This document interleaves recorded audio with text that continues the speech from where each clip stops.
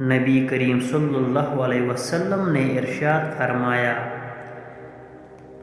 جمائی شیطان کی طرف سے ہے، پس جب کسی کو جمائی آئے تو جہاں تک ہو سکے اسے روکے، کیونکہ جب کوئی جمائی لیتے ہوئے ہاں کرتا ہے تو شیطان اس پر ہنستا ہے۔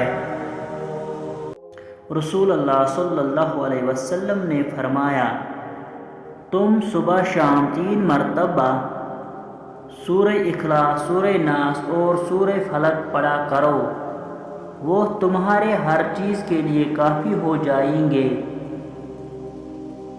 رسول اللہ صلی اللہ علیہ وسلم نے ارشاد فرمایا، سب سے افضل صدقہ پانی پلانا ہے۔